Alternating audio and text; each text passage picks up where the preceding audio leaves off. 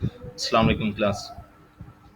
In previous lecture we will discuss question number 8 and also write it program by using different format specifier. So in 8b part, assuming x type double variable x में आपको उसकी type हमने double रखी हुई है is 21.335 and y type int y नाम के variable है जिसकी type हमने integer रखी is 200. Show the output of the following statement on paper. For clarity, use the symbol. आप इसका बॉक्स का सिंबल यूज कर सकते हैं जहां जहां पे हमारे पास स्पेसिस हों। तो आप लाइन नंबर 1 में देखिए print f x is 6.2 f forward slash t and y is percentage 4d और एक्स और वाई को साथ उसने क्या करवाया है, डिस्प्ले करवा रहा है। एक्स पे हमारे पास मौजूद है 21.335 एंड वाई पे हमारे पास अवेलेबल है 200। तो वाई के इंटीजर टाइप में आप देखें कि जहाँ पे परसेंटेज 4d ये डिस्क्राइब करेगा इंटीजर टाइप की आपके फील्ड विड्थ कितनी रखनी है। यहाँ पे 4 डिजिट की उसने स्पेस दी है।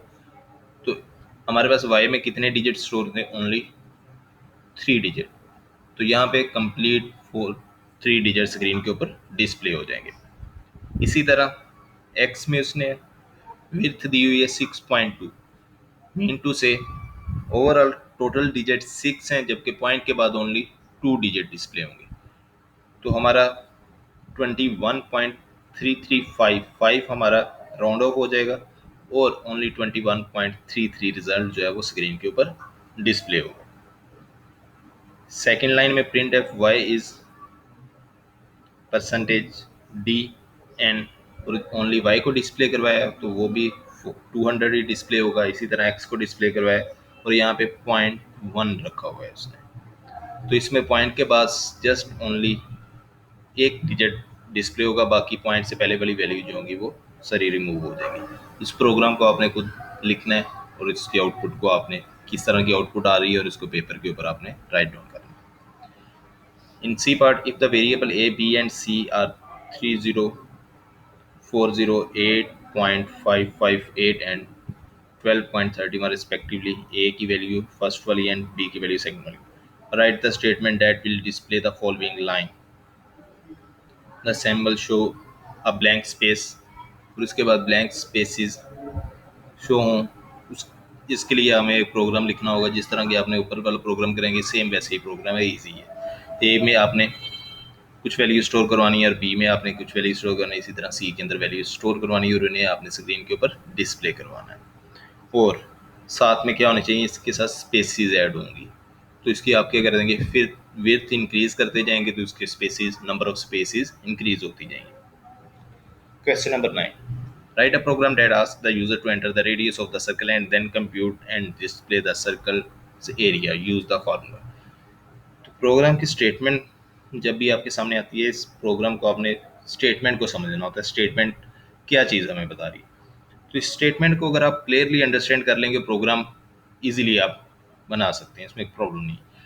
तो राइट अ प्रोग्राम डेस्ट ask a user to enter the radius. First line में हमने यूजर से कुछ वैल्यू गेट करनी है। मतलब एक तो वेरिएबल हमारा ऐसा होगा जिसको हमने जो यूजर वैल्यू एंटर करेगा वो उस वेरिएबल में स्टोर होगी। एक वेरिएबल हमारे पास है जिसे हमने डिक्लेयर करना है।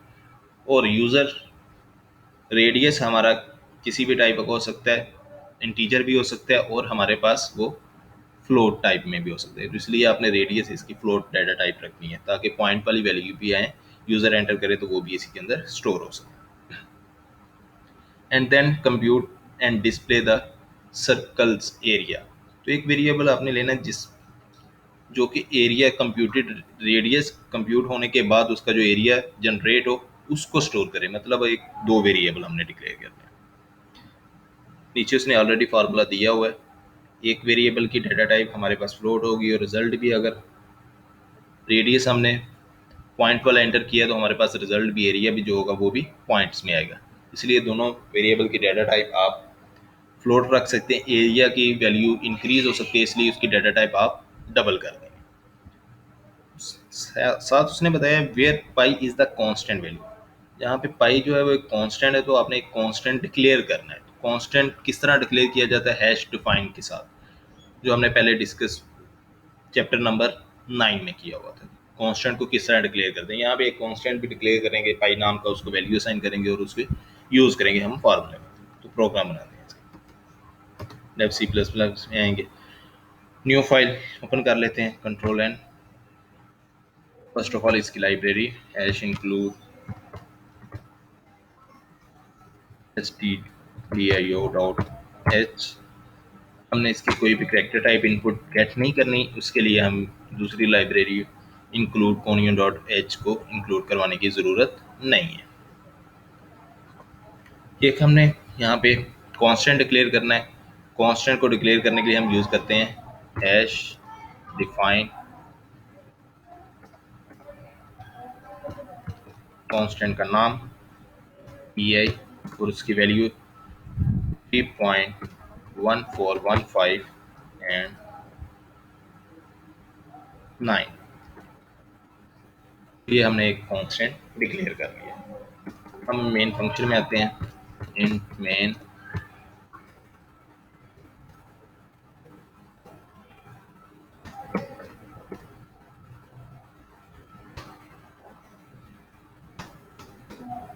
इसकी रिटर्न टाइप लिख लेते हैं, रिटर्न क्या करवा रहा है 0। और हमने वेरिएबल डिक्लेयर करने थे, हमने दो वेरिएबल,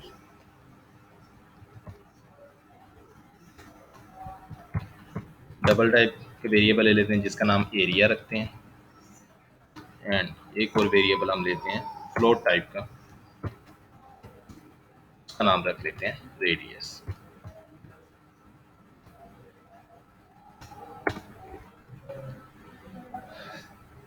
यूज़र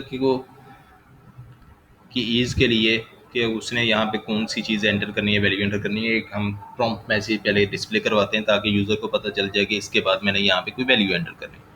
इसके लिए प्रिंट एफ फंक्शन यूज़ करते हैं और उसमें मैं लिख देता हूँ enter radius of a circle.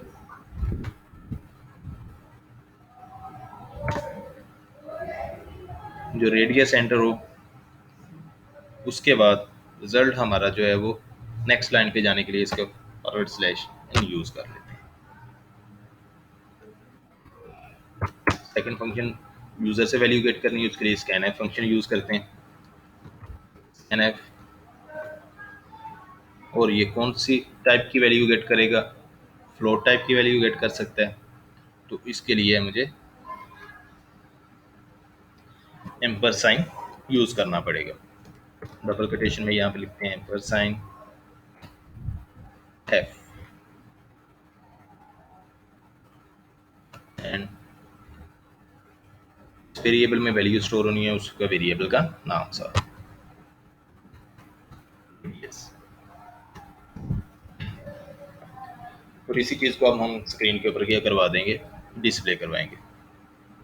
Display करवाने से पहले हमने रेडियस आ गया, फार्मूला यूज़ करना है। फार्मूला क्या कह रहा था? एरिया इज इक्वल टू है pi multiply by radius and again multiply by radius. So जो भी रिजल्ट जनरेट होगा, पाई की वैल्यू हमारे पास कांस्टेंट जो हमने डिफाइन किया हुआ है वहाँ से गेट करेगा 3.14159, उसको मल्टीप्लाई करेगा रेडियस जो भी वैल्यू यूज़र ने एंटर की होगी और फिर उसी वैल्यू को मल्टीप्लाई कर देगा रेडियस में। इंटू से एरिया का फार्मूला होता है पाई आर स्क्वायर। तो रेडियस को दो बार मल्टीप्लाई करने का मतलब ये इसका स्क्वायर बन जाएगा रेडियस का। तो एरिया को हम स्क्रीन के ऊपर प्रिंट करवा देंगे। Print f function double quotation में लिख देता हूँ radius not radius area of circle is equal to, जो भी वैल्यू होगी वो यहाँ पे एरिया की इक्वल है। और वैल्यू किस टाइप की आ सकती है, डबल टाइप की आ सकती है, क्योंकि हमने इसको वेरिएबल एरिया को डबल टाइप कर रखा है, तो उसके लिए परसेंटेज एफ यूज़ करेंगे, कॉमा, तो यहाँ पे हम इसका यूज़ कर लेते हैं एरिया को डिस्प्ले करवाएं।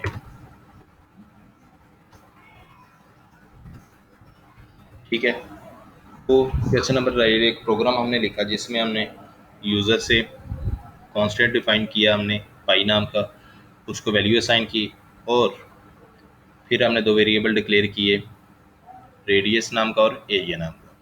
रेडियस में जो वैल्यू होगी वो यूज़र एंटर करेगा, और उसके बाद रिजल्ट कंप्यूट होगी, किस में स्टोर होगा, एरिया। मेरे एरिया को स्क्रीन के ऊपर डिस्प्ले करवाया।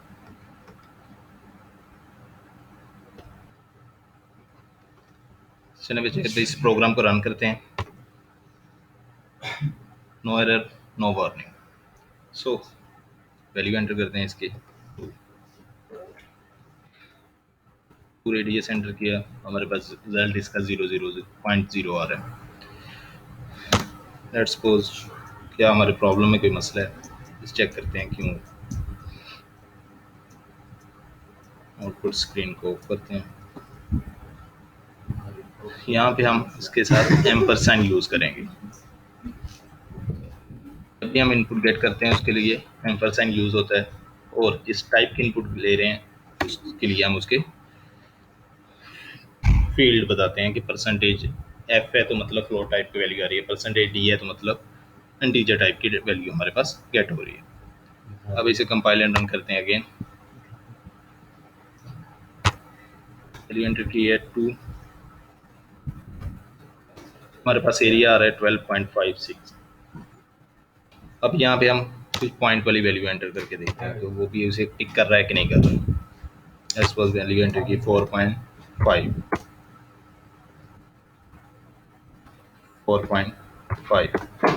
सो पॉइंट वाली वैल्यू को भी एक्सेप्ट कर रहा है, और हमारा एरिया जो है वो डिस्प्ले करा रहा है 60.61। सो